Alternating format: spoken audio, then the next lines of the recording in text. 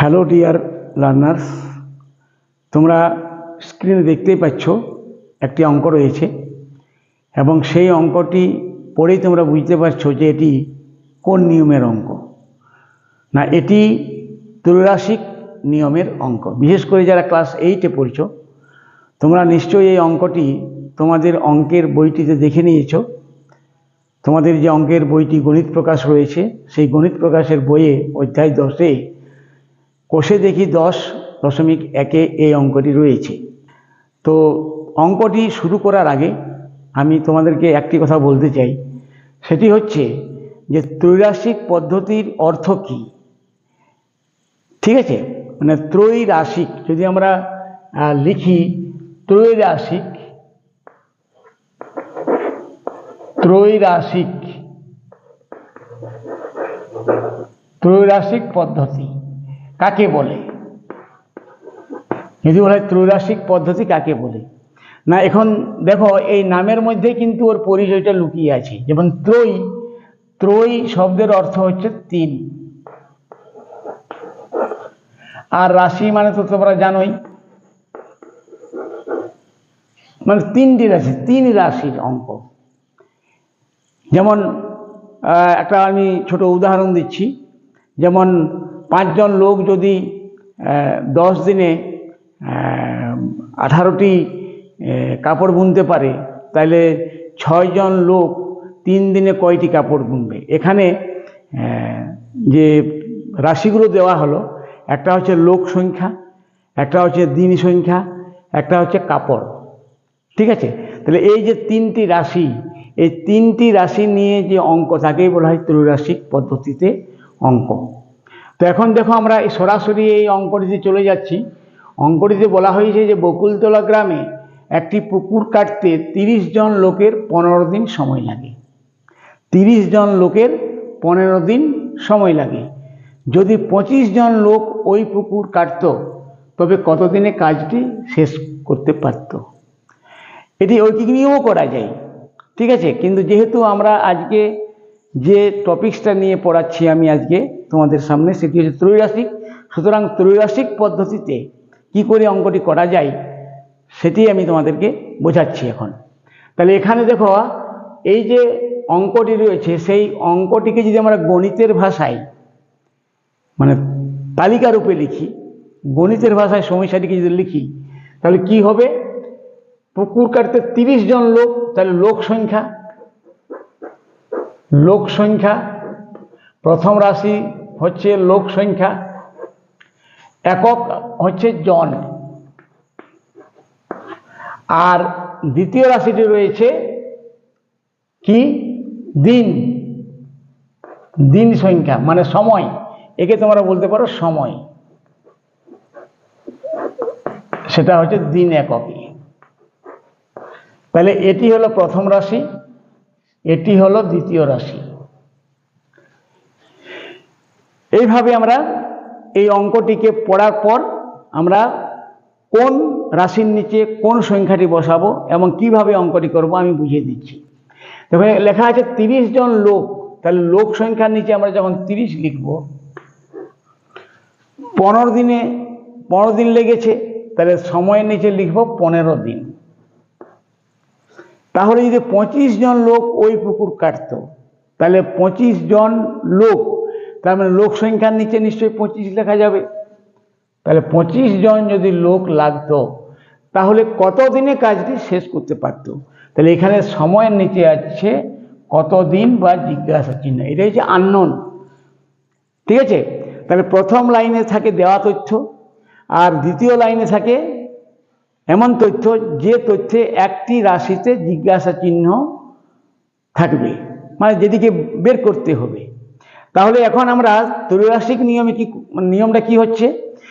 হ্যাঁ, আরেকটা কথা বলছি যে ত্রৈরাশিক নিয়মের অঙ্ক করতে গেলে তোমাদেরকে সব থেকে প্রথমে জানতে হবে যে দুটি রাশি, এখানে তো দুটি রাশি রয়েছে, এখন তো 3টি রাশি নেই। আমি পরের অঙ্কগুলোতে 3টি রাশির অঙ্ক নিয়ে আসব।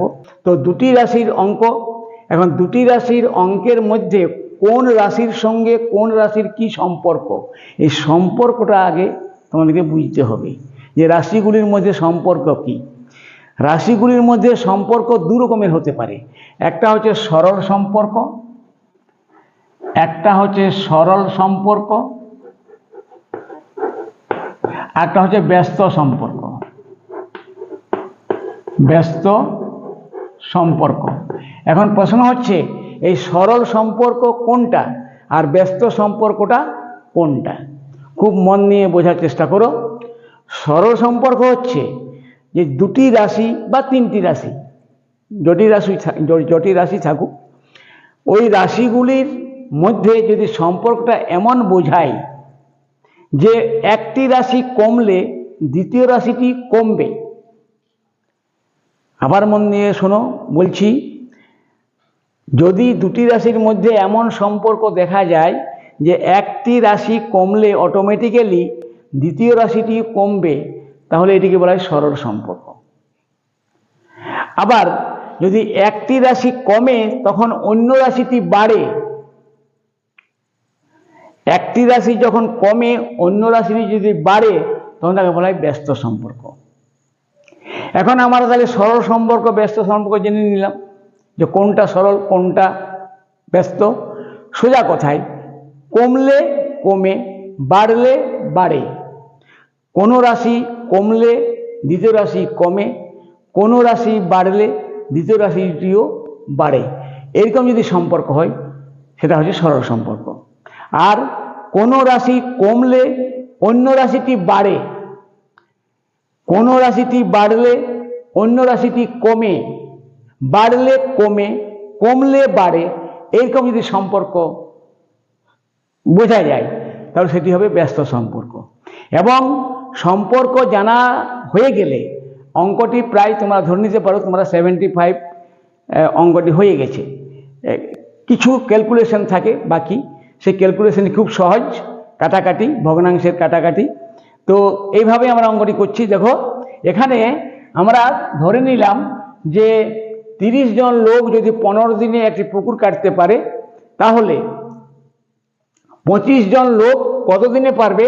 আমরা মনে করে নিচ্ছি যে তারা x দিনে কাজটি করতে পারবে। 25 জন লোক x দিনে কাজটি করতে পারবে। এখন প্রথম রাশি হচ্ছে এটি, এটি হচ্ছে প্রথম রাশি, আর এটি হচ্ছে দ্বিতীয় রাশি। এখন যে রাশিতে, আবার মন নিয়ে শোনো, আমি আবার বলছি যে রাশিতে এক্সটি তোমরা লিখবে সেই দুটি রাশিকে উপর নিচে করে লিখবে, মানে 15/x, 15/x। তাহলে এখানে লিখবে কত? 15/x। এবার সমান দিয়ে দিবে।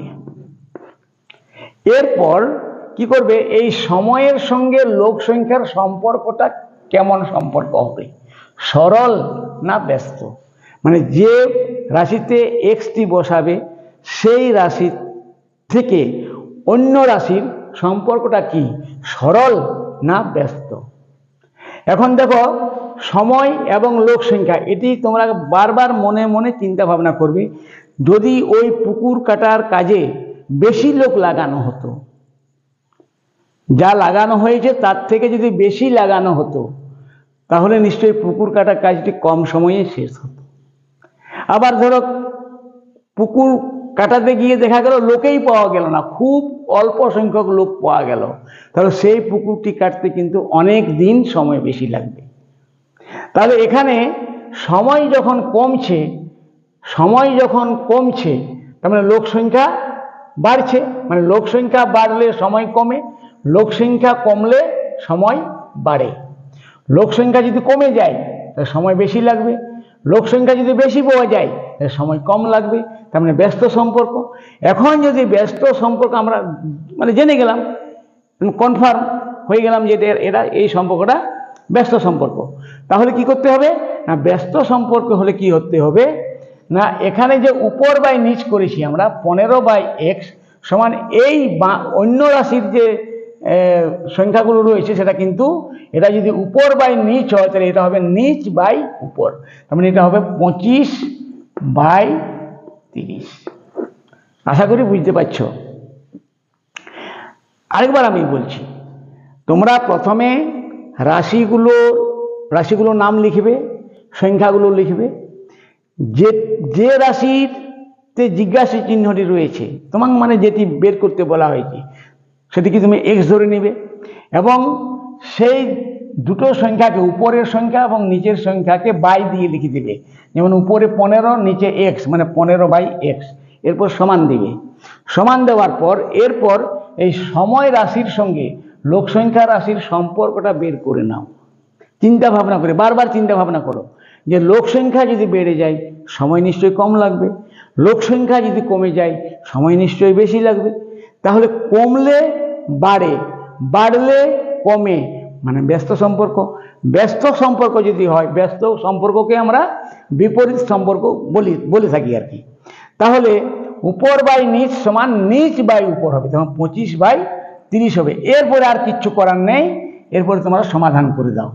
তাহলে এখানে সমাধান মানে কি, বজ্র গুণন পদ্ধতির ব্যবহার করবে।